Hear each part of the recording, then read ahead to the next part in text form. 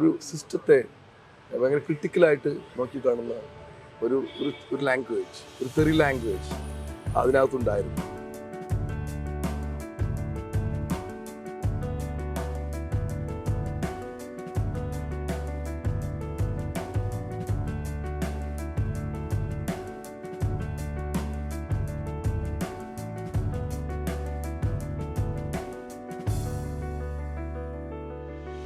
ഞാനൊക്കെ തിയേറ്ററിനെ കാണുന്നത് ഒരു ഫോമായിട്ടാണ്. For me theatre is an art form, like a cinema, സാഹിത്യം, ദൃശ്യകല എന്നൊക്കെ പറയുന്ന പോലെ വളരെ യുണീക്ക് ആയിട്ടുള്ളൊരു ഫോം ഓഫ് ആർട്ടാണ് theatre. The play is not about Hitler, it is not about anybody, it's about the power, the kind of a weight of the power, what a power can do to the system. ഈ ദുരാധികാരിയായ ഏകാധിപതി ആളുകളെ മുഴുവൻ ഇങ്ങനെ മുള്ളിൻ്റെ മേലെ നിർത്തുന്ന സമയത്ത് അതിൻ്റെ ഒരു tension കുക്കറിലേക്ക് മാതിരി ടെൻഷൻ ഇങ്ങനെ പീക്കിലെത്തിക്കുമ്പോൾ അയാൾ തിരിച്ചറിയുന്നുണ്ട് ജനങ്ങൾക്ക് എന്റർടൈൻമെന്റ് വേണം, നമുക്ക് എന്റർടൈൻമെന്റ് കൊടുക്കാം, നിങ്ങൾ റിലീസ് ചെയ്യൂ, എന്നിട്ട് അത് വയലൻസിലേക്ക് ട്രാൻസ്ഫോം ചെയ്യുന്നുണ്ട്. എന്തുകൊണ്ടാണ് അയാൾ ഹിറ്റ്ലർ ആയിത്തീരുന്നത് എവൻച്വലി? കാരണം അയാൾ മീശ മുളയ്ക്കാൻ തുടങ്ങുന്നത് എങ്ങനെയാണെന്ന് വെച്ചിട്ടുണ്ടെങ്കിൽ ഇയാൾ ഈ പറയുന്ന ആ ഹിറ്റ്ലർ ചെയ്തിട്ടുള്ള എങ്ങനെയല്ലേ, ഹി ആക്ച്വലി അക്കാഡമിക്സുകൾ, അതുപോലെ തന്നെ ചിന്തകര്, ആർട്ടിസ്റ്റുകള്, ക്രാഫ്റ്റ് മാൻമാര്, ഇങ്ങനെയുള്ള എല്ലാ ആളുകളാണ് ആദ്യം കൊന്നു കളഞ്ഞത്. പക്ഷെ എല്ലാ കാലത്തും ഈ ഗ്രൂപ്പ് തന്നെയാണ് അതിനൊപ്പം ഉണ്ടായിട്ടുള്ളത്. ആ ഗ്രൂപ്പിൽ എല്ലാവരും ഉണ്ട്. ആളുകൾ ഇങ്ങനെ പ്രായം കൂടി വരുന്നത് കാണാൻ പറ്റും. ശരിക്കും നമ്മൾ 26 വയസ്സിലൊക്കെയാണ് ഈ ചെറുടെ ബ്രാൻ ചെയ്യുന്നത്. അന്ന് ഗോപാൽ 27 വയസ്സൊക്കെ ഉണ്ടാവുള്ളൂ. ചെറുപ്പക്കാരാണ് എല്ലാവരും, we are all young people. ഒറ്റ ആൾക്ക് പോലും നരയൊന്നുമില്ല. കല്ലുമൊക്കെ വരുന്നത് കല്ലു സ്കൂൾ ഔട്ടൊക്കെ കഴിഞ്ഞ് വന്നിട്ടുള്ള കുട്ടിയാണ്. ആ ഉപ്പുമായിട്ട് അഭിനയിച്ചു വളരെ യങ് ആയിട്ടുള്ള ഒരു ആക്ട്രസ് അവള്. കല്ലുങ്ങനെ അങ്ങോട്ട് പവർഫുൾ ആയിട്ട് അങ്ങോട്ട് ഒരു അത് വരുന്ന സമയത്തേ എങ്ങനെയാണ് ഈ നമ്മൾ ഒരാളെയൊക്കെ മനസ്സിലാക്കുന്നതൊക്കെ ഭയങ്കര ഒരു സർപ്രൈസിംഗ് ആയിട്ടുള്ളൊരു എൻട്രി ആയിരുന്നു കല്ലുവിന്റെ. I was so amazed by her talents actually. കാരണം they are all big great actors. She take it like that. I like that moment. Theatre offers a physical, metaphysical language. ഈ പറയുന്നത് എങ്ങനെയാണ് ഈ ലോകം നിലനിൽക്കുന്നത് എന്ന് പറയുന്നത് മെറ്റീരിയലും ഒബ്ജക്റ്റുകളും വസ്തുക്കളും മൂവ്മെന്റുകളും ശബ്ദവും ഇതൊക്കെ അടങ്ങുന്ന ഒരു സ്പേസ് ആണ് തിയേറ്റർ എന്ന് പറയുന്നത്. അതിൻ്റെ ഒരു ലൈവായിട്ടുള്ള എക്സ്പീരിയൻസ് നടന്നുകൊണ്ടിരിക്കുന്നത്. അത് പുസ്തകം വായിക്കുന്നത് പോലെയല്ല.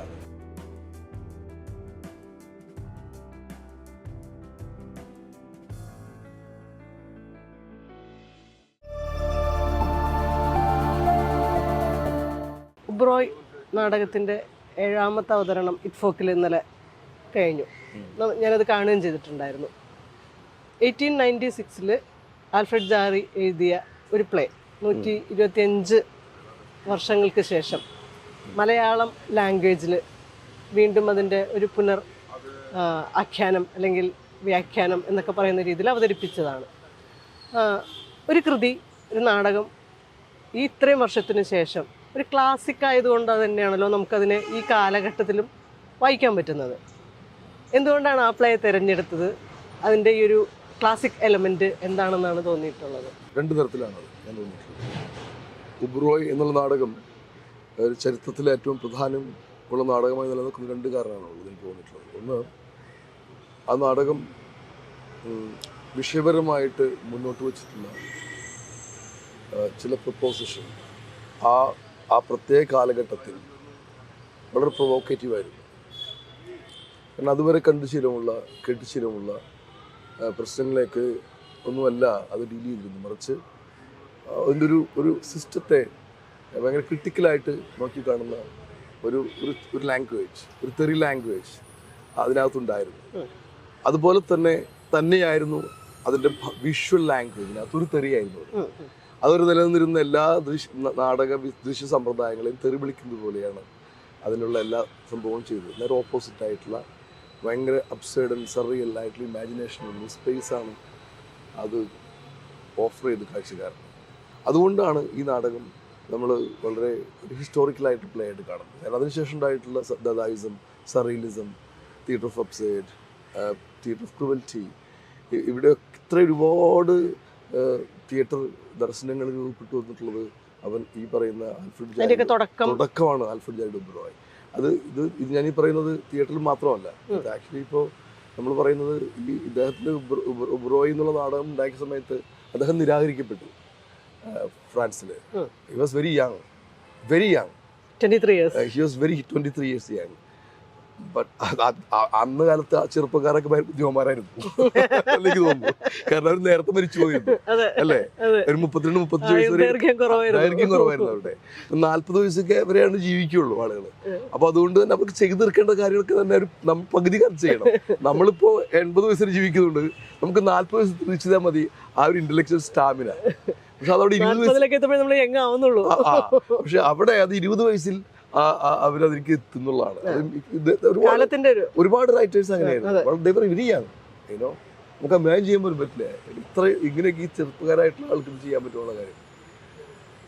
അപ്പോ ജാരി അന്നുണ്ടാക്കിയിട്ടുള്ള പ്രൊപ്പോസൽ പിന്നീട് നിരാകരിക്കപ്പെട്ടു. ജാരി വിമർശിക്കപ്പെട്ടു മാത്രമല്ല, അയാളെ ആരും തമസ്കരിച്ചു. അപ്പൊ അതിനുശേഷം അയാള് പിന്നെ ഇറ്റലിയിൽ പോയിട്ട് മാരിനെറ്റി എന്ന് പറഞ്ഞ ഫ്യൂച്ചറിസ്റ്റ് ഒക്കെയാണ് അയാളെ സപ്പോർട്ട് ചെയ്തുകൊണ്ട് അയാൾ വീണ്ടും അവിടെ പ്രൊഡക്ഷൻ ഡയറക്റ്റ് സമ്മതിക്കുന്നത്.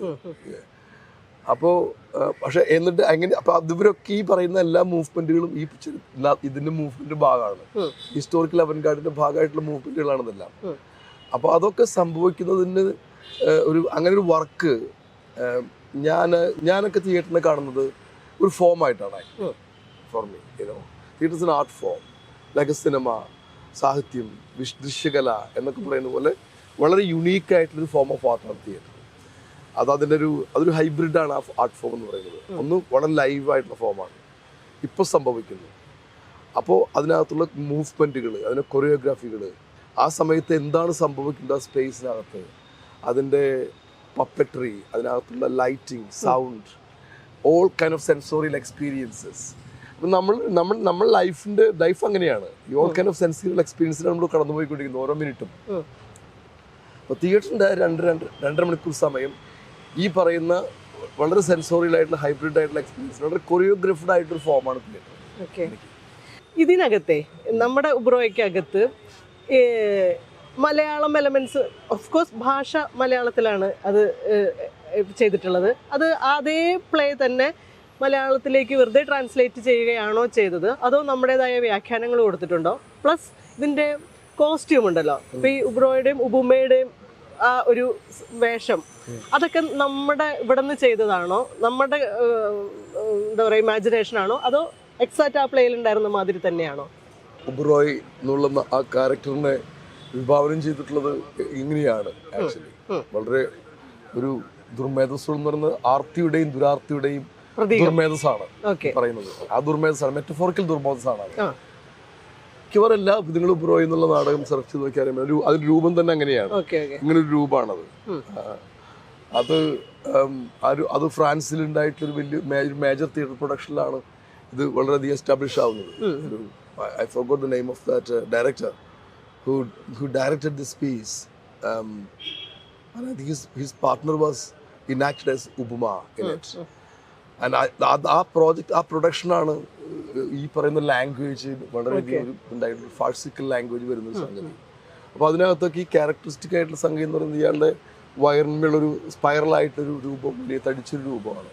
അങ്ങനെയാണ് അത് ഒരു ഉബുവിന്റെ പ്രൊപ്പോസിഷൻ. അതാണ് മറ്റ് ഞാൻ ചോദിച്ചത്.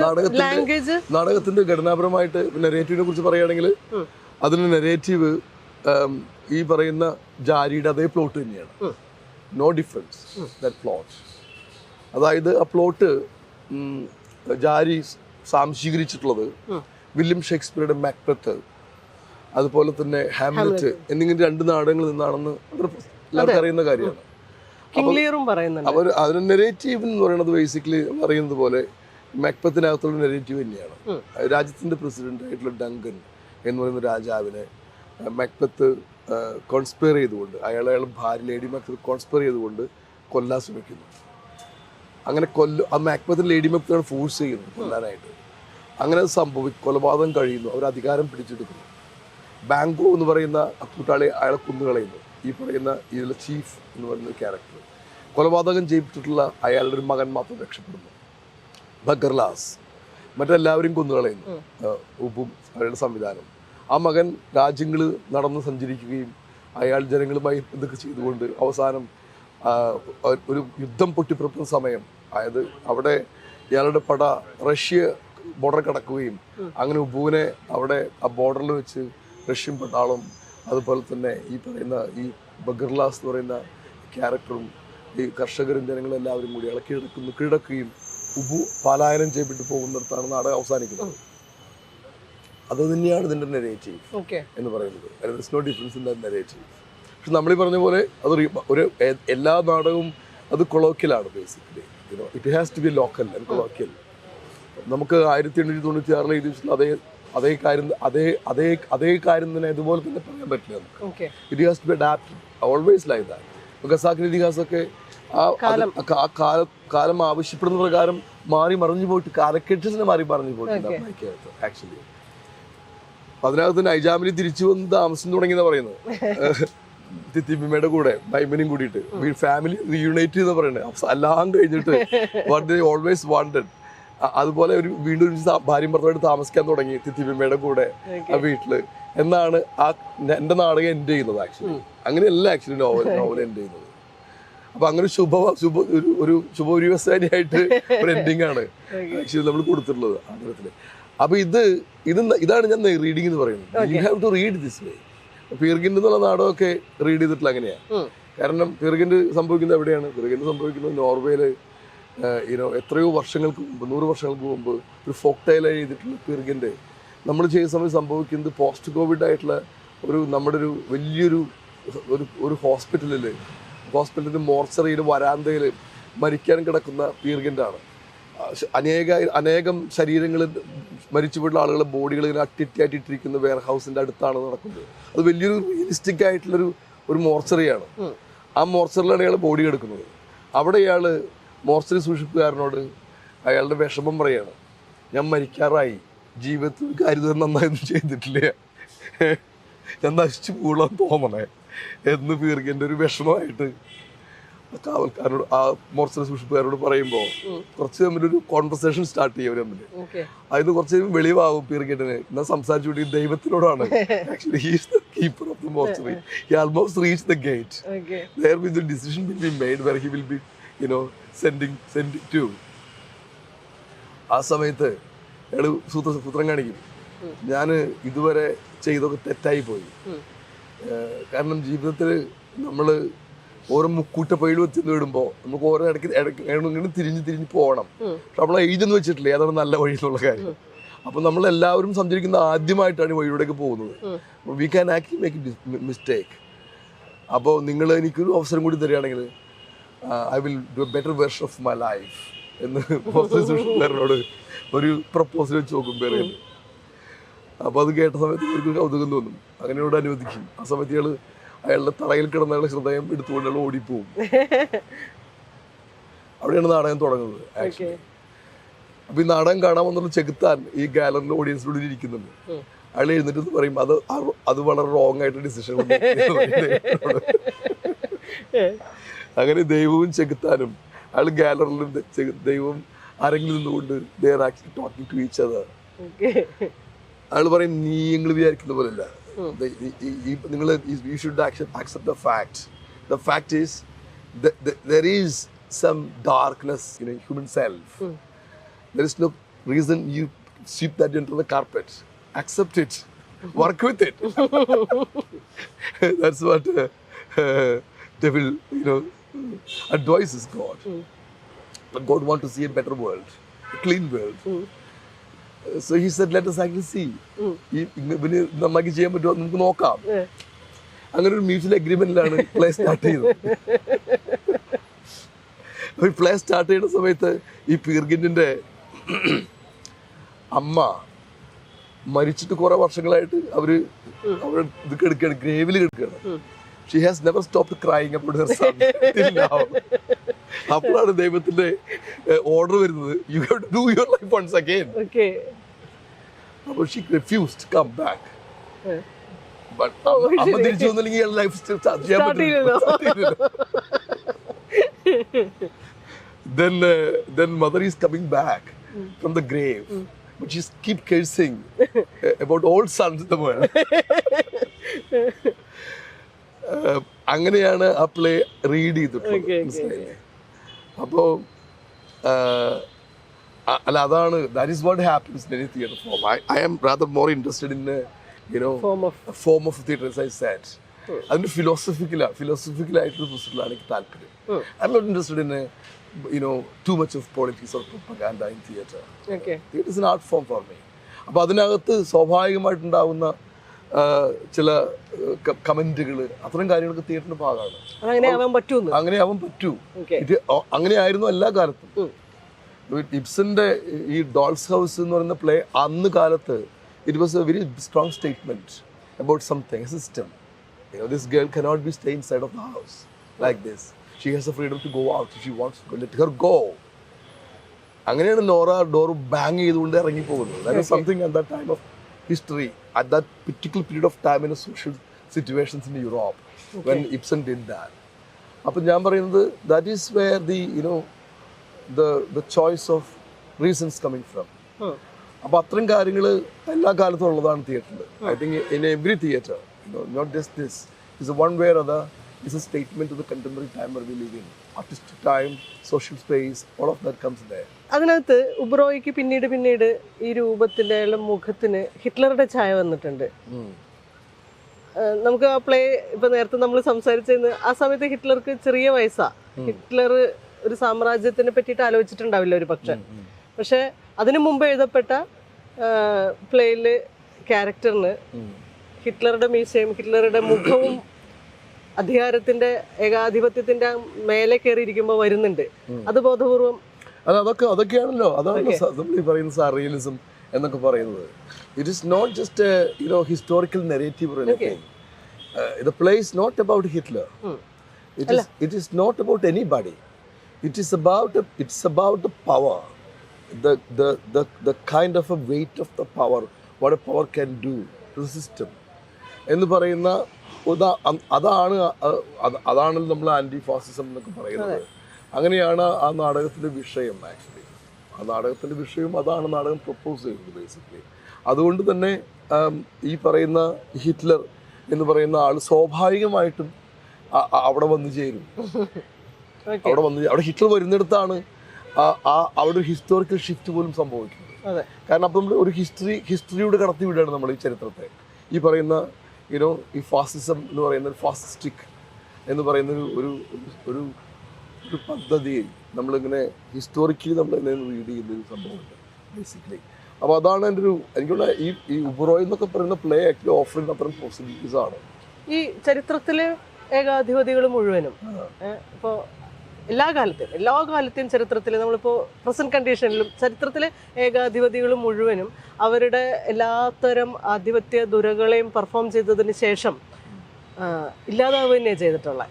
ആ ഒരു കാലഘട്ടത്തിന് ശേഷം ആ അർത്ഥത്തിൽ ഉബ്രോയ് ഒരു പ്രതീക്ഷയും കൂടെ മുന്നോട്ട് വയ്ക്കുന്നുണ്ടെന്ന് തോന്നി. എല്ലാ കാര്യത്തിലും ഒരു എൻഡ് ഇല്ലേ?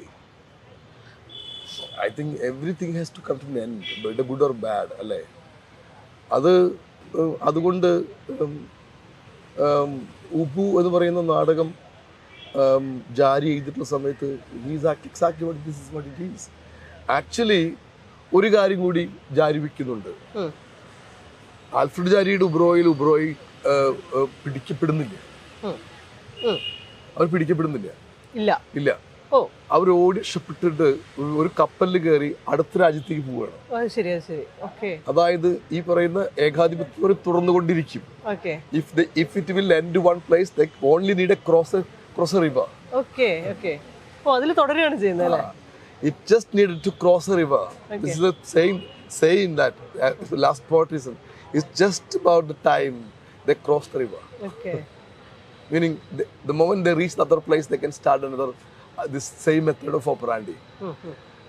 So which means this never dies. അപ്പോൾ ഇതിന്റെ തകർച്ച നമ്മുടെ വ്യാഖ്യാനമാണ്. അപ്പോൾ അല്ല, സ്വാഭാവികമായിട്ടും there is an end to it. I mean, in my work there is an end, meaning they've been captured. പിന്നെ എനിക്കതിനകത്ത് അതും നമ്മുടെ വ്യാഖ്യാനമാണോന്ന് അറിയാൻ വേണ്ടിയുള്ളൊരു കൗതുകമാണ്. ഈ ദുരാധികാരിയായ ഏകാധിപതി ആളുകളെ മുഴുവൻ ഇങ്ങനെ മുള്ളിൻ്റെ മേലെ നിർത്തുന്ന സമയത്ത് അതിന്റെ ഒരു ടെൻഷൻ കുക്കറിലേക്ക് മാതിരി ടെൻഷൻ ഇങ്ങനെ പീക്കിലെത്തി നിൽക്കുമ്പോൾ അയാൾ തിരിച്ചറിയുന്നുണ്ട് ജനങ്ങൾക്ക് എന്റർടൈൻമെന്റ് വേണം. നമുക്ക് എന്റർടൈൻമെന്റ് കൊടുക്കാം, നിങ്ങൾ റിലീസ് ചെയ്യൂ എന്നിട്ട് അത് വയലൻസിലേക്ക് ട്രാൻസ്ഫോം ചെയ്യുന്നുണ്ട്. അത് നമ്മുടെ റീഡിംഗ് ആണ്. അല്ല, അത് അതിൽ അങ്ങനെ തന്നെയാണ് അതിനകത്ത്. Okay, that's why it's very important play. Violence start ചെയ്യുന്നത് അങ്ങനെ തന്നെയാണ്. He's actually instigate people. That's the only way he thought he could survive. He does not want to spend money. That's what they're saying, ask him to do. Because people might be more entertained by fighting each other for something. You know? So he does exactly the same thing he does in the Uberoi, in the actual text as well.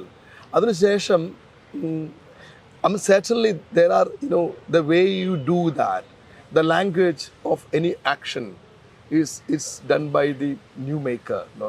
അങ്ങനെ ഒരു എഴുതി വെക്കുന്ന ഒരു graphic novel പോലെ അല്ലല്ലോ ഇതെല്ലാം. ഓരോ ആളുകളുടെ ഫോമുകളല്ലേ,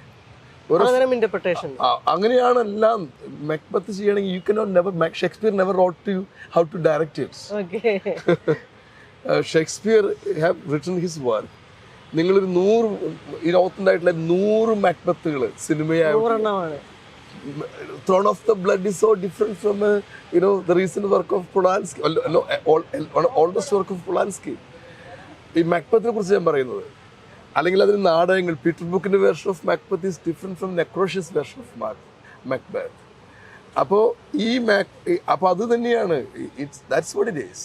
ഇത് നമ്മളൊരു ഓരോ വർക്ക് ഓഫ് ആർട്ടും നമ്മൾ ഇത് ചെയ്യുന്ന സമയത്ത് അതിൻ്റെ ഒരു ലാംഗ്വേജിനാണ് അത് നിലനിൽക്കുന്നത്. ആ ലാംഗ്വേജ് എന്ന് പറഞ്ഞ നേരത്തെ പറഞ്ഞ കൊളോക്കിയൽ എന്ന് പറഞ്ഞല്ലോ ഞാൻ. It's A colloquial language. What does it mean എന്ന് പറഞ്ഞാൽ നമ്മൾ ഉണ്ടാക്കുന്ന ഒരു കൃതി ഒരു പക്ഷേ നമ്മൾ ചെറിയോർ ചാഡ് എന്ന് പറഞ്ഞ ചെക്കോവിൻ്റെ ഒരു കൃതിയാണ് നമ്മൾ നാടകമായി ചെയ്യുന്നു വരുന്നത്. ഒരു പ്രത്യേക കാലത്തെയാണ് അത് ഇത് ചെയ്തിട്ടുള്ളത്. അത് നമ്മളൊരു കണ്ടംപററി സമയത്തേക്ക് ഇത് മാറ്റുന്ന സമയത്ത് this can go into any shape, you know. കാരണം ഈ ഓർച്ചാഡ് തന്നെ ഉണ്ടായിക്കൊള്ളുന്നില്ല അവിടെ, യുനോ. അപ്പോൾ അതാണ് ലാംഗ്വേജിനകത്ത് സംഭവിക്കുന്നത്. അത് തന്നെയാണ് ഇതിനകത്ത് സംഭവിച്ചിട്ടുള്ളത്. അതിനുശേഷമുള്ള തുടർച്ചകളെല്ലാം അങ്ങനെ തന്നെയാണ്.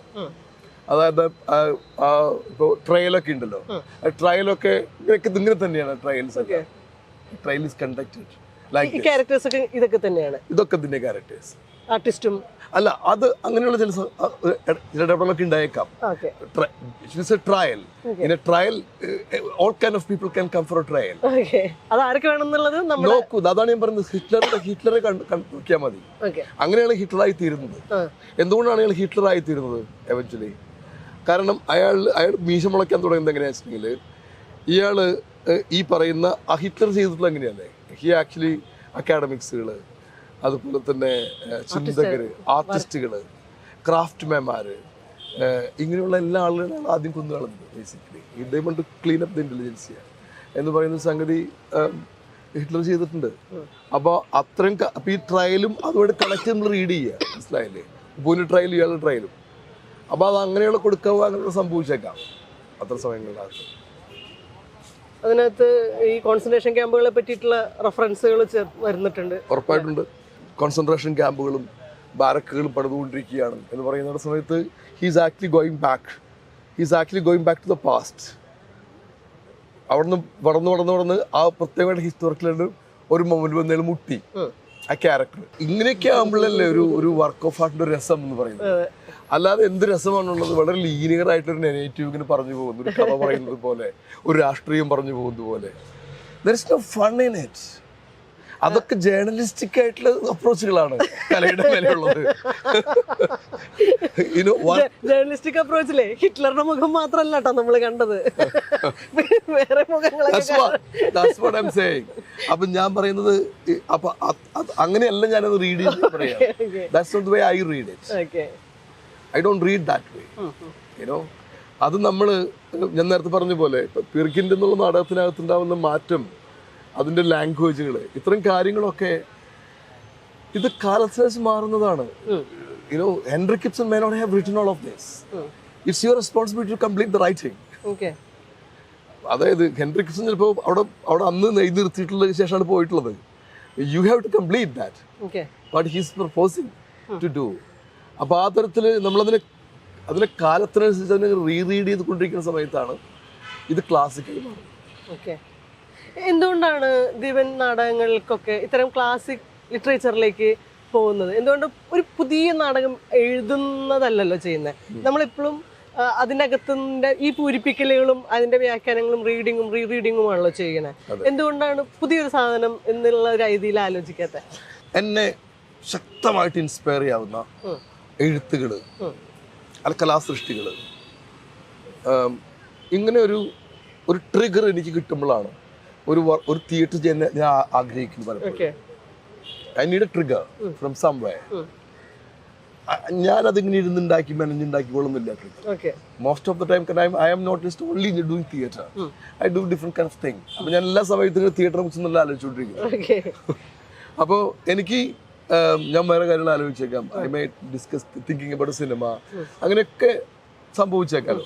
അപ്പൊ ഇത് മാത്രമല്ല എന്റെ ചിന്ത എന്ന് പറയുന്നത്. അപ്പൊ പെട്ടെന്ന് നമ്മുടെ പുസ്തകം വായിക്കുന്നു, അല്ലെങ്കിൽ നമ്മൾ മുമ്പ് വായിച്ചു പോയിട്ടുള്ള പുസ്തകം, ആ പുസ്തകം വീണ്ടും നമ്മൾ വായിക്കുന്നു.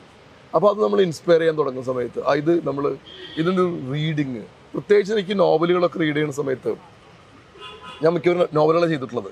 ഇപ്പോൾ ഈച്ചകളുടെ തമ്പുരാൻ, ഒരു classic novel prize winning novel, Hermann ഹെസെറ്റ് Siddhartha, Marquez's chronicle of a foretold, വിജയന്റെ ഖസാക്കിന്റെ ഇതിഹാസം, അടുത്ത് ജോസ് സരമാഗോയുടെ ബ്ലൈൻഡ്നെസ് എന്ന് പറഞ്ഞ NSK പ്രോജക്റ്റ്, ഇങ്ങനെയൊക്കെ എല്ലാ വർക്കുകൾക്കൊക്കെ ഒരു self is A classic in its on way, you know.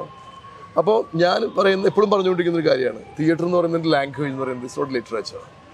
Theatre offers a physical metaphysical language. ഈ പറയുന്ന എങ്ങനെയാണ് ഈ ലോകം നിലനിൽക്കുന്നത് എന്ന് പറയുന്നത് മെറ്റീരിയലും ഒബ്ജക്റ്റുകളും വസ്തുക്കളും മൂവ്മെന്റുകളും ശബ്ദവും ഇതൊക്കെ അടങ്ങുന്ന ഒരു സ്പേസാണ് തിയേറ്റർ എന്ന് പറയുന്നത്. അതിൻ്റെ ഒരു ലൈവായിട്ടുള്ള എക്സ്പീരിയൻസ് നടന്നുകൊണ്ടിരിക്കുന്നത്. അത് പുസ്തകം വായിക്കുന്നത് പോലെ അല്ലാതെ it's A different kind of experience. അപ്പോൾ ഇത് പറയുന്ന സമയത്ത് ലിറ്ററേച്ചർ ദാറ്റ് പ്രോബ്ലം ഹഡിൽ, റൈറ്റ്? കാരണം ഹഡിൽ എന്ന് പറയുന്നത് ഞാൻ പറയുന്നത് അത് വളരെ സ്ട്രോങ് ആയിട്ടുള്ള കാനനാണ്. കൾച്ചറൽ പ്രൊഡക്ഷനകത്ത് സാഹിത്യം എന്ന് പറയുന്നത് വളരെ ശക്തമായിട്ടുള്ള ശാഖയാണ് ഈ ലോകത്ത്. അപ്പോൾ അതുകൊണ്ട് നമ്മൾ തിയേറ്റർ എന്ന് പറയുന്ന ഫോം എപ്പോഴും റീഡ് ചെയ്തിട്ടുള്ളത് അത്ര ശക്തമായിട്ടുള്ള ശാഖയുടെ ഒരു ഉപവിഭാഗമായിട്ടാണ്. അത് ശരിക്കും ഡ്രാമ എന്ന് പറയുന്നതാണ് ഉപവിഭാഗം, തിയേറ്റർ അല്ല. ഡ്രാമ എന്ന് പറയുന്നതാണ് സാഹിത്യത്തിന്റെ ഉപവിഭാഗമായിട്ടുള്ള സംഭവം എന്ന് പറയുന്നത്. ഈ ഡ്രാമയുടെ വളരെ ഫിസിക്കലായിട്ടുള്ള ഫോമാണ് തിയേറ്റർ, മനസ്സിലാവും? അപ്പോൾ തിയേറ്റർ എന്നുള്ള ഫോം എല്ലാ കാലത്തും ഈ പറയുന്ന സാഹിത്യം വേണമെന്നില്ല. there is always a theater without literature, you know. Theyyam is a fine example. കാരണം അതിന് മിത്തും അതിന് സ്റ്റോറിയും ഒക്കെ അണ്ടർലി എവിടെയോ ഒക്കെ എടുക്കുന്നുണ്ടായിരിക്കും, പക്ഷെ അത് ഫോമിലാണ് അത് മൊത്തം നിൽക്കുന്നത്, ആ വർക്ക് ഓഫ് ആർട്ട്. അപ്പോൾ ഈ ഞാൻ ചെയ്തുകൊണ്ടിരിക്കുന്ന പരിപാടി എന്ന് പറയുന്നത് ഇങ്ങനെയുള്ള ശക്തമായിട്ടുള്ള സാഹിത്യ സംഭവങ്ങളെ തിയേറ്റർ സ്പേസിലേക്ക് കൊണ്ടുവരികയും അത് ഈക്വലായിട്ടുള്ള മറ്റൊരു എക്സ്പീരിയൻസ് ആണ് നിങ്ങൾക്ക് തരിക എന്ന് പറയുന്ന നമ്മളിത് we are making a point. When I make a Ghazak, I am offering you something that is quite different from what you read from the novel, you know. അവിടെ ഉള്ളത് ഇവിടെ ഉണ്ടാകാം, യുനോ, എന്ന് പറയാം, പക്ഷേ അതിൽ കൂടുതലും ഉണ്ടാകാം. അപ്പോൾ അതുകൊണ്ട് തന്നെ അങ്ങനെയുള്ളൊരു ഒരു എക്സ്പീരിയൻസ് ആണ് തിയേറ്റർ എന്ന് പറയുന്നത്. പ്രൂവ് ചെയ്യുന്നതല്ല അത്. Basically we are instating a statement. Actually അതാണ് ആ ഫോം എന്ന് പറയുന്നത്. ഒരു ഹൈബ്രിഡിറ്റി, അത് അതിൻ്റെ ഒരു ഫോമിനെ അങ്ങനെ നിലനിർത്തുന്നതാണ് ബേസിക്. ഈ ഇബ്രോയുടെ ഇതിൻ്റെ ഒരു സിനോഗ്രാഫി കൺസീവ് ചെയ്ത രീതി, രണ്ട് സൈഡിൽ ആളുകൾ ഇരിക്കുന്നു, പല സമയങ്ങളിലും നമ്മൾ അതിനകത്ത് പാർട്ടിസിപ്പേറ്റ് ചെയ്തിട്ടുണ്ട്. രണ്ട് സൈഡിൽ നിന്നുമുള്ള വരവ് പോലെയാണ് ഇതിനെ ഡിസൈൻ ചെയ്തേക്കുന്നത്. അതിൻ്റെ ഒരു കാരണം എന്താണ്? ആളുകളുടെ ഇൻവോൾവ്മെന്റ്. കുറച്ച് കഴിയുമ്പോൾ ഓഡിയൻസ് ജനമായി മാറുന്നുണ്ട്, അങ്ങനെ തോന്നി എനിക്ക്. നമ്മുടെ രാജ്യം, നമ്മളാണ് ആ ജനം എന്നൊക്കെ ഉള്ളൊരു സംഗതിയിലേക്ക് മാറുന്നുണ്ടായിരുന്നു. എനിക്ക് തോന്നിയിട്ടുള്ളതെന്ന് വെച്ചാലേ, നമ്മളൊരു ടണൽ പോലൊരു സ്ഥലത്ത് ആണ് ഇരിക്കുന്നത് വെച്ചോ, അതിനുള്ളിൽ കൂടെ കടന്നു പോകുന്ന പരേഡുകളാണ് നമ്മൾ കണ്ടുകൊണ്ട് വിറ്റ്നസ് ചെയ്തിട്ട്. It's a parade, spectacle of parades. അതിനകത്ത് ക്യാരക്ടേഴ്സുകൾ, സർക്കസ് ഒരു സൈറ്റ് പോലും കൂടിയാണ് ആ സ്പേസ്. അപ്പോൾ അങ്ങനെയുള്ള ഒരു ഹാപ്പനിങ് സ്പേസിലാണ് ഈ പ്ലേ നടക്കുന്നത്. അതുകൊണ്ടാണ് ഇങ്ങനെ കോൺസ്റ്റന്റ് ആയിട്ട് ഈ പരേഡുകൾ പോകുന്നത് അങ്ങോട്ടും ഇങ്ങോട്ടും. അപ്പോൾ there you may witness parade of the history, you may witness a parade of or philosophical time of Bauhausian art. Or maybe you will see a little bit of a Brecht moving there. എന്നൊക്കെ പറയുന്ന ഒരു പരേഡുകളാണ് അത്. Actually it's a പരേഡ്സ്.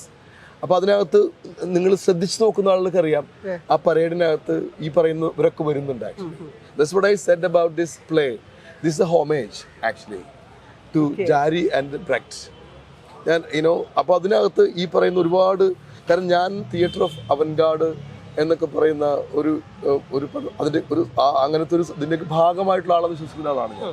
ഈ ഫോമിനകത്ത് work ചെയ്യുന്ന ഒരാളെന്ന് പറഞ്ഞിട്ട് ഞാൻ അങ്ങനെയാണ് ഇപ്പോൾ ആൾ റീഡ് ചെയ്തിട്ടുള്ളത്. അപ്പം എൻ്റെ ഈ ഇതുണ്ടായിട്ടുള്ളത് ഈ പറയുന്ന ഈ മൂവ്മെൻറ്റുകളുണ്ടല്ലോ, പറയുന്ന ഒരുപാട് ആർട്ടിസ്റ്റുകൾ, ബ്രെക്റ്റ്, ജാരി, അതുപോലെ തന്നെ ആർത്തോ, തദ്ദേശ് കൻറ്റോർ, ഇങ്ങനെയൊക്കെ പറയുന്ന ഒരുപാട് ആർട്ടിസ്റ്റുകളുടെ ഒരു ഹിസ്റ്റോറിക്കലിലൂടെ കടന്നു വന്നിട്ടുള്ള ആളാണ് ഞാൻ. എൻ്റെ പഠനത്തിലൊക്കെ അതൊക്കെ ഞാൻ നന്നായി പഠിച്ച് വായിച്ചിട്ടുള്ള പരിച്ച് അത് കാണുകയും എക്സ്പീരിയൻസ് ചെയ്തിട്ടുള്ള ആളാണ് ഞാൻ പലതും. അപ്പം ഈ നാടകം ഇപ്പൊ ഇത് ഈ വർഷം എന്ന് പറയുന്നത് ബ്രെക്റ്റ് വർഷത്തിന്റെ ഒരു പ്രത്യേക വർഷമാണ് ഇപ്പൊ നടക്കുന്നത്. അതുപോലെ തന്നെ ആൽഫ്രഡ് ജാരിയുടെ ഒരു പ്രത്യേക, അങ്ങനെ ജർമ്മനിയിൽ ഒരു വർഷം മുഴുവൻ സെലിബ്രേഷൻ സമയമാണ് ബ്രെക്റ്റിനെ. അതുപോലെ ജാരിയും സെലിബ്രേറ്റ് ചെയ്ത സമയമാണ് രണ്ടുപേരുടെയും.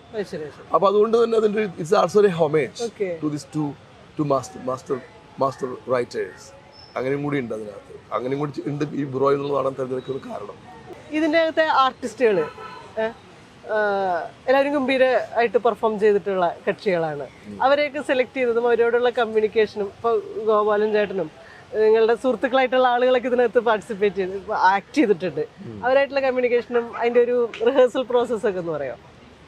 നമ്മൾ ഈ പറയുന്ന പോലെ ഈ എല്ലാ സമയത്തും റിഹേഴ്സ് ചെയ്യുമ്പോൾ ഒരുമിച്ച് താമസിക്കുക ചെയ്യാം.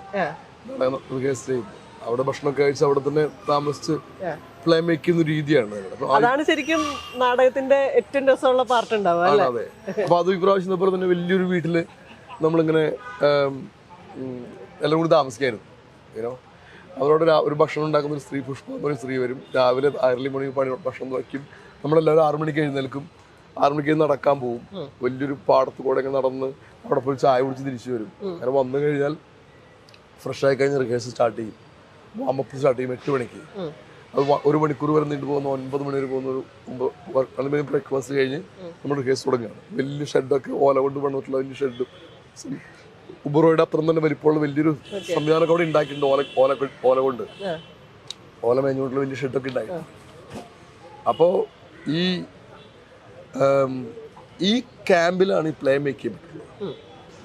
ഈ പറയുന്ന നമ്മുടെ ഈ ഗോപാലൻ, ജെയിംസ്, രാജൻ, റാഫേൽ, ജോസ്പി റാഫേൽ, ഇവരൊക്കെ നമ്മൾ ഒരുപാട് വർഷങ്ങൾ മുമ്പ് കണ്ടുവരികയും വർക്ക് ചെയ്തിട്ടുള്ള ആളാണല്ലോ. സ്പൈനൽ കോഡ്, അതിന് മുമ്പ് തന്നെ ഈച്ചകളുടെ തമ്പുരാൻ, അങ്ങനെ 10-25-27 വർഷമായിട്ട് എനിക്ക് പരിചയമുണ്ട് ഇവരൊക്കെ എല്ലാവരും. അപ്പം ഞാൻ ഈ വർക്ക് ചെയ്യുന്ന സമയത്ത് ഇത് ഞങ്ങൾ ഇടയ്ക്കിടയ്ക്ക് കൂട്ടിമുട്ടും. ഇപ്പൊ ഞാൻ കൂട്ടിമുട്ടെന്ന് പറഞ്ഞിട്ടുണ്ടെങ്കിൽ ഞങ്ങൾ ആകെ 4 നാടകം ചെയ്തിട്ടുള്ളൂ. ഈ 4 നാടകം നടന്നിട്ടുള്ള 30 വർഷത്തിനുള്ളിലാണ്. മനസ്സിലായില്ലേ? അത്രയും ഗ്യാപ്പുകളുണ്ട്. ഒരെണ്ണം കഴിഞ്ഞ് വേറെയൊക്കെ അവർ പോകുമ്പോൾ വീണ്ടും ഒരു നാടകം ഉണ്ടാക്കും. അങ്ങനെ കണക്ഷൻ പോയിന്റ് ആണത്. ഈച്ചകളുടെ തമ്പുരാൻ, സ്പൈനൽ കോഡ്, പീർഗിന്റെ, ഉബ്രോയ്, ഇങ്ങനെ 4 നാടകങ്ങൾ ഉണ്ടായിട്ടുള്ളൂ ആക്ച്വലി ഓക്സിജന്റെ ഈ ഗ്രൂപ്പിന്റെ. പക്ഷെ എല്ലാ കാലത്തും ഈ ഗ്രൂപ്പ് തന്നെയാണ് അതിനൊപ്പം ഉണ്ടായിട്ടുള്ളത്. ആ ഗ്രൂപ്പിൽ എല്ലാവരും ഉണ്ട്. ആളുകൾ ഇങ്ങനെ പ്രായം കൂടി വരുന്നത് കാണാൻ പറ്റും. ശരിക്കും നമ്മൾ 26 വയസ്സിലൊക്കെയാണ് ഈച്ചകളുടെ തമ്പുരാൻ ചെയ്യുന്നത്. അന്ന് ഗോപാൽ 27 വയസ്സൊക്കെ ഉണ്ടാവുള്ളൂ. ചെറുപ്പക്കാരാണ് എല്ലാവരും. We are all young people. ഒറ്റ ആൾക്ക് പോലും നരയൊന്നുമില്ല. അപ്പൊ നമ്മളിപ്പോ എത്ര വർഷം കഴിഞ്ഞറിയോ? 1997-ലോ 1998-ലാണ് ചെയ്യുന്നത്. ഈ സംഘത്തിന്റെ കൂടെ വർക്ക് ചെയ്യുന്ന സമയത്ത് ഭയങ്കര രസമാണ്. കാരണം ഗോപാലിനൊക്കെ ഉണ്ടല്ലോ, ഗംഭീര നടനായി, അതിഗംഭീര നടനായി തീർന്നു. ഗോപാലൻ, രാജൻ, ജെയിംസ്, ജോസ്പി റാഫേൽ എന്ത് കളി കളിക്കും. ജെയിംസ് എന്ത് കളി കളിക്കുന്ന ഒരു ഭ്രാന്തുള്ള രൂപത്തിലായിട്ടുണ്ട് എല്ലാവരും. അപ്പൊ അതാണ് എന്റെ ഹരം ആക്ച്വലി. കാരണം അവർക്കൊരു മത്സരമൊക്കെ ഉണ്ട്, അഭിനയിച്ച് പരസ്പരം. എന്നെ കിടന്നു ഡയലോഗ് പറഞ്ഞു കൊടുക്കാം. രാവിലെ തന്നെ ഡയലോഗ് ഒന്ന് പഠിച്ചിട്ടേക്ക് വരും ഗോപാലൻ. അതിന്റെ ഒറ്റ പ്രസന്റേഷൻ ആണ്. അപ്പൊ അങ്ങനെ ഒരു രസകരമായിട്ടുള്ള കോമ്പറ്റീഷൻ ഒക്കെ വരുമ്പോഴുണ്ട്. അപ്പൊ അതില് അത് ഭയങ്കര രസമാണ് ഈ ആക്ടേഴ്സിനോട് വർക്ക് ചെയ്യാനും അവർ ആക്ടിങ് കാണാനൊക്കെ. അപ്പൊ ഞാൻ ഈ നാടകം എന്നും കാണിക്കുമ്പോൾ കണ്ടിരിക്കും ഇവരുടെ പെർഫോമൻസ്. അത് ഭയങ്കര രസമാണ്. ഇപ്പൊ ഗോപാലിനൊക്കെ ഫസ്റ്റ് എൻട്രി ചെയ്തിട്ട് കാറിനകത്ത് പറയുന്ന സ്പീച്ചൊക്കെ ഇല്ലേ, ഭയങ്കര പവർഫുൾ സ്പീച്ചാ. ഇങ്ങനെയുള്ള ഈ രംഗങ്ങളൊക്കെ ചെയ്തിരിക്കുന്ന സമയത്തെ വളരെ ഇൻട്രസ്റ്റിംഗ് ആയിട്ടുള്ളൊരു ആസ് എ വ്യൂവർ, അങ്ങനെയുള്ള ആദ്യ കാഴ്ചക്കാരൻ, അങ്ങനെ ഭയങ്കര രസകരമായിട്ടുള്ളൊരു അനുഭവങ്ങൾ ശ്രേണി തന്നെ ഉണ്ട്. നമ്മൾ എന്ത് ചെയ്യണം, എന്ത് ചെയ്യണ്ട, എങ്ങനെ ചെയ്യണം എന്നൊക്കെ പറയുന്ന വീവിങ് പ്രോസസ് ഉണ്ടല്ലോ. കാരണം നമ്മളിങ്ങനെ ഇങ്ങനെ ജീവിച്ച് നമ്മൾ പല വലിയ സംഘം ആളുകളാണല്ലോ ചെയ്യുന്നത്, ജീവനുള്ളൊരു സംഘം ആളുകളാണല്ലോ മേക്ക് ചെയ്ത് നിൽക്കുന്നത്.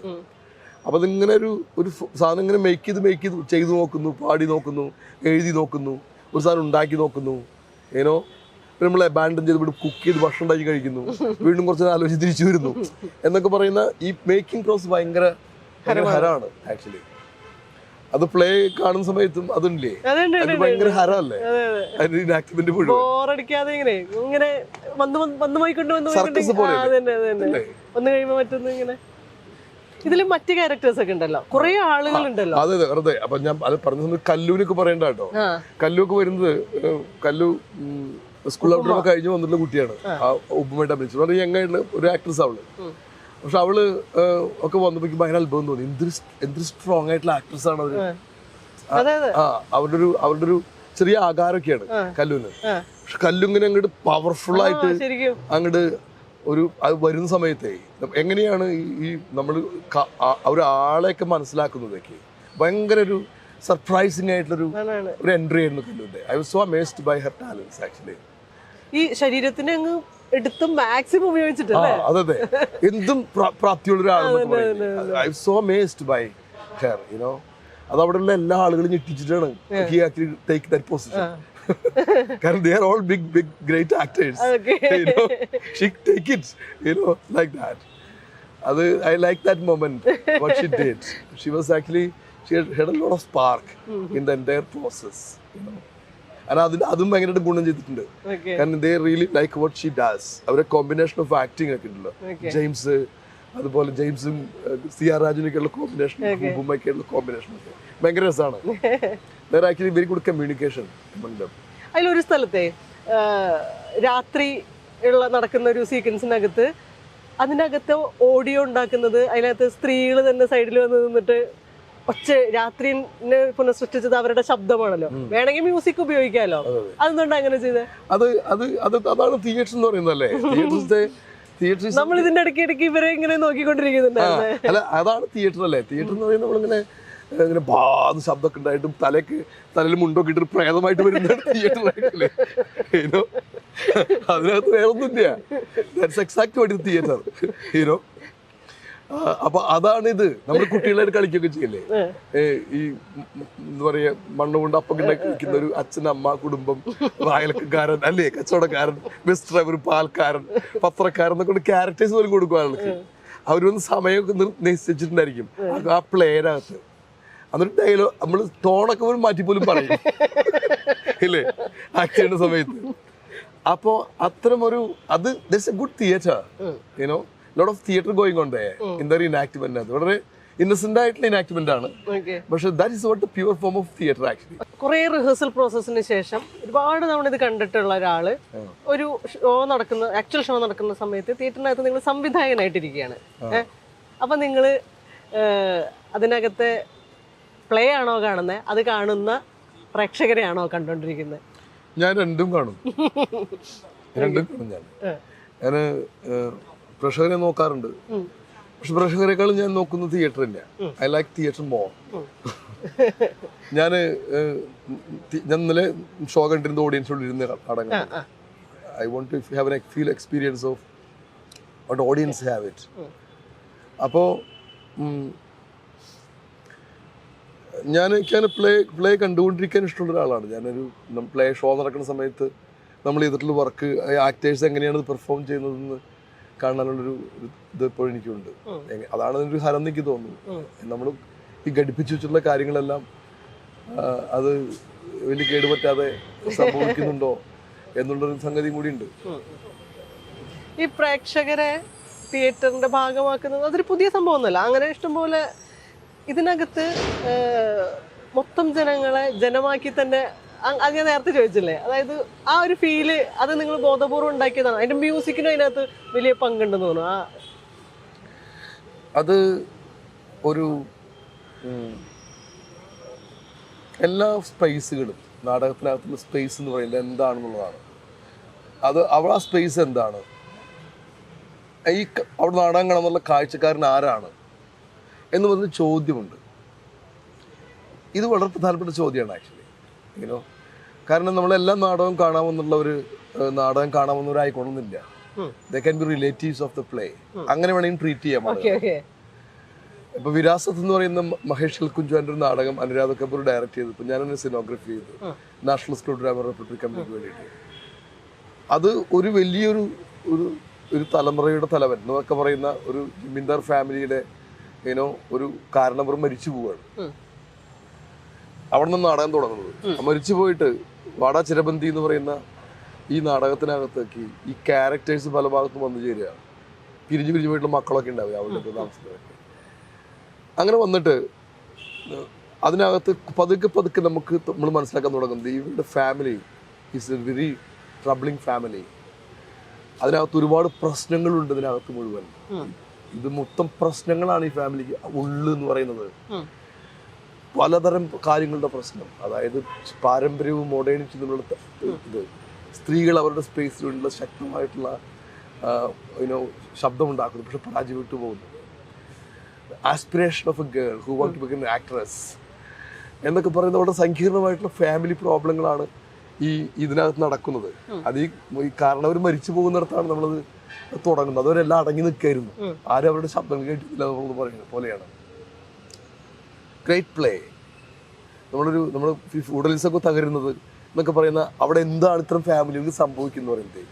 they cannot stand on their feet എന്ന് പറയുന്ന ഒരു പതർച്ച ആണ് ആ നോവൽ, ആ നാടകം. അപ്പോൾ അത് തുടങ്ങുന്നത് എവിടെ നിന്നാന്ന് വെച്ചിട്ടുണ്ടെങ്കിൽ നമ്മുടെ ആളുകൾ ഒരു വീട്ടിനകത്തേക്ക് വന്ന് കയറുക, ഒരു വലിയ തറവാട്ടിലേക്ക്. എന്നിട്ട് നിങ്ങൾ ചെന്ന് കയറുന്നത് ഒരു മരണാനന്തര ചടങ്ങ് പങ്കെടുക്കേണ്ട രാത്രിയിൽ എത്തിപ്പെടുന്ന കാഴ്ചക്കാരെ പോലെയാണ്. നിങ്ങൾ പൂമുഖത്തും വരാന്തയിലും അടുക്കളയിലും ഒക്കെ സാധാരണ നമ്മൾ പോയിരിക്കില്ലേ ആ രാത്രി. അങ്ങനെ രാത്രി നമ്മൾ അവരുമായിട്ട് പങ്കിടുകയാണ്. അങ്ങനെയാണ് ഇരിക്കുന്നത്. അതങ്ങോട്ട് നമ്മൾ സെറ്റിലായി കഴിഞ്ഞാൽ പിന്നെ ഈ വീടില് നമ്മളിരിക്കുക. Meaning they don't recognize your exist. But you are in the darkness in the kitchen and looking at this woman cooking all the time. 3 hours and 40 minutes. She's making food and giving to men out there. There are a lot of other things are also been spoken. പക്ഷേ വേറൊരു സ്ത്രീ എന്ന് പറയുന്നത് പത്മ എന്ന് പറയുന്ന പെൺകുട്ടി, she always want to go to study her bachelor's in university, never allowed. She stuck ആയി പോയി ആ മുകളിലത്തെ മുറിയിൽ. She died there. She want to she started writing. അങ്ങനെ അവിടുത്തെ പയ്യനെ കൊണ്ട് പേപ്പറും മഷിയും വാങ്ങിക്കൊണ്ടിട്ട് she started to write. But she never able to get out of that room. ആ ബാൽക്കണിയിൽ ഇരിക്കുന്ന നമ്മൾ കാഴ്ചക്കാർ അത് കാണുന്നുണ്ട്. ഈ എൻഡിൽ ഈ സ്ത്രീയുണ്ട്. പിന്നെ ഈ ആണുങ്ങളും അവരുടെ പ്രശ്നങ്ങളും ഈ പാരമ്പര്യവും പ്രശ്നങ്ങളൊക്കെ പറഞ്ഞു പോകുന്നതിനിടയിൽ ആളുകൾ ഇത് കേൾക്കുന്നവരാണ്, നമ്മൾ മിസ് ചെയ്യുന്നതാണ്. അപ്പൊ നമ്മൾ ഫാമിലി അകത്തുള്ള ആളുകളാണ്. കുറച്ച് കഴിയുമ്പോൾ ഇന്റർവെല്ലിൽ നമ്മൾ പറയും നിങ്ങൾ അവിടെ നിങ്ങളുടെ സ്ഥലങ്ങളും മാറി ഇരിക്കാൻ പറയും. So they exchange their space. ഇപ്പം ബാൽക്കണിയിൽ ഇരുന്ന ആള് താഴേക്ക് അടുക്കളയിൽ നിന്ന് വരാന്തയിലേക്കും പോകുമ്പോൾ അവർ ഇമ്മീഡിയറ്റ്ലി ഇവരുടെ വീവിങ് മാറും. ഈ കുടുംബം നമ്മൾ കണ്ടതുപോലെ അല്ലല്ലോ. If you watch this play from almost an hour and 55 minutes from the kitchen, life there's a hyperrealism. ആ ഭക്ഷണങ്ങൾ ഉണ്ടാക്കിക്കൊണ്ടിരിക്കുകയാണ് ആ ചൂടില്, ഈ സവാളയും എരിവും ഒക്കെ ആയിട്ട്. അവിടെ നിന്നാണ് നിങ്ങൾ ഈ മൊത്തം നാടകം കാണുന്നത്. ഈ കുടുംബത്തിന് മൊത്തം പ്രശ്നം കാണുന്നത് ഈ അടുക്കളയിൽ നിന്നാണ്. അല്ലെങ്കിൽ ഈ കുടുംബത്തിന് പ്രശ്നം കാണുന്നത് ഈ പാവം പെൺകുട്ടി അവിടെ നിന്ന് she never allowed to walk out. അവരുടെ ആ മുറിയിൽ ഇരുന്നിട്ടാണ് നിങ്ങൾ ഈ പ്ലേ മുഴുവൻ അവിടെ നിന്ന് താഴേക്ക് കാണുന്നത്. ബാൽക്കണിയിൽ താഴേക്ക്, മുകളിലത്തെ സ്പേസ് ആണ്, അവിടെ നമ്മൾ താഴേക്ക് കാണുകയാണ് കുടുംബം. അപ്പൊ എങ്ങനെയാണ് സ്പേസിനകത്ത് ഈ ഓഡിയൻസ് നമ്മൾ റെക്കഗ്നൈസ് ചെയ്യുന്ന പറയുന്ന ഒരു ഉദാഹരണം പറഞ്ഞതാണ് ഞാൻ. വിരാസത്ത് എന്ന് പറയുന്നത് സിനോഗ്രഫി എന്ന് പറയുന്നത്. സിനോഗ്രഫി എന്ന് പറയുന്നത് ഇങ്ങനെയുള്ള വ്യൂവർഷിപ്പാണ്. നമ്മൾ ഈ ക്യാരക്ടേഴ്സിനെയും ഈ നടത്തുന്ന ക്യാരക്ടേഴ്സിനെ പോലെ തന്നെ കാഴ്ചക്കാരനെയും അവനെ ക്യാരക്ടറൈസ് ചെയ്യപ്പെടേണ്ടതുണ്ട്. ഓക്കെ. നമ്മൾ ഈ നാടകത്തിനകത്ത് അവൻ പരേഡ് കാണാമെന്നുള്ള കാഴ്ചക്കാരനാണ്. ഈ just gallery playing in the gallery. അതുകൊണ്ടാണ് ഇയാൾ അഡ്രസ് ചെയ്യുന്നത്, പ്രിയപ്പെട്ട ജനങ്ങളെ, നിങ്ങൾ നാടകം കാണുമ്പോൾ എനിക്ക് അറിയാം എന്ന് പറയുന്ന ഒരു ഗാലറിയിലുള്ള ക്രൗഡിനെയാണ് ക്രൗഡ്. ഇത് നമ്മൾ എത്ര പെട്ടെന്ന് പഠിച്ചെടുക്കുന്നോ ഈ relationship with who is the audience, അവിടെ നാടകത്തിൻ്റെ വിഷയം നമുക്ക് ഏറ്റവും നന്നായി അവരെ കമ്മ്യൂണിക്കേറ്റ് ചെയ്യാൻ പറ്റും. കാരണം അങ്ങനെയാണ് ആ പെർസ്പെക്റ്റീവ് നമുക്ക് സംസാരിക്കാൻ പറ്റും ഒരിടത്ത്. ഉദാഹരണം, ഒരു വീട്ടിലേക്ക് വന്നു കയറുന്ന ഒരു അപരിചിതനും ഒരു സുഹൃത്തിനോടും നിങ്ങൾ വാതിൽ തുറക്കുന്ന ഒരു രീതി വേറെയാണ്. അതാണ് that's what I am talking about. But you know that who is this person standing in front of you. അവിടെ നിന്നാണ് നിങ്ങളുടെ റിയാക്ഷൻ ഉണ്ടാവുന്നത്. How do you treat that person? ഇതാണ് ഈ തിയേറ്ററിനകത്ത് സംഭവിക്കുന്ന ഈ വരുന്ന ആളും കൊടുക്കുന്ന ആളും എന്ന് പറയുന്നത് relationship. It's very important actually. അങ്ങനെയാണ് ഇതിനകത്ത് അവർ ക്രൗഡായി മാറുന്നത്. കാരണം they are not really taking part of anything. They just a crowd. They can be controlled if you want to. You can ask them to stand up, sit down. You can ask them to take a photograph if you want to. They're just a crowd. Okay. Can be bullied. You know. അതൊക്കെ ചെയ്യാൻ പറ്റും അതിനകത്ത്. That is the relationship of the play. അതിൽ അകത്ത് തന്നെ ഒരിടത്ത് Ubu Roi പറയുന്നുണ്ട്, you may not like this kind of theatre എന്ന് പറയുന്നുണ്ട്. എന്നാൽ ഇത് തന്നെയാണ് തിയേറ്ററിന്റെ ഒരു സംഗതി എന്ന് സംവിധായകൻ പറയാൻ ആഗ്രഹിച്ചിട്ടുണ്ടോ? അതൊക്കെ ഒരു തമാശയല്ലേ. That's a fun part of it. You know, just I think I like that kind of provocation. അപ്പോഴാണ് ഇതിനകത്ത് ഒരു പ്ലേഫുൾനെസ് വരുന്നത് basically. Then it's become play. എനിക്ക് ഇതൊക്കെ ഇതൊരു ഡിസ്കോഴ്സും കൂടിയാണ് ഇതിനകത്ത്. തിയേറ്ററിന് നമ്മുടെ തിയേറ്ററൊക്കെ ഒന്ന് ചലഞ്ച് ചെയ്ത് അതൊരു ഡിസ്കോഴ്സും കൂടിയാണ്. ഓഡിയൻസും അതുകൊണ്ട് എവിടെയെങ്കിലും ബ്രെക്റ്റ് ഒക്കെ വരുന്നത്. ബ്രെക്റ്റ് അങ്ങനെയാണല്ലോ, you don't have to believe everything what I do but ask me questions, you know എന്ന് പറയുന്ന ഒരു ബ്രെക്റ്റിയൻ പ്രൊപ്പോസിഷനിലുണ്ട് ബേസിക്കലി. അല്ല, അങ്ങനെയാണ് ഞാൻ അതുകൊണ്ടാണ് ഹോമേജ് ടു ബ്രെക്റ്റ് എന്ന് പറയാൻ കാരണം. ഇത് ഈ പറഞ്ഞ പോലെ നാടകാന്തം രസം എന്ന് പറയുന്ന പോലെ ഒരു രസികത്വത്തിൽ തന്നെയാണ് അവസാനിച്ചത്. അതെ. Thank you so much.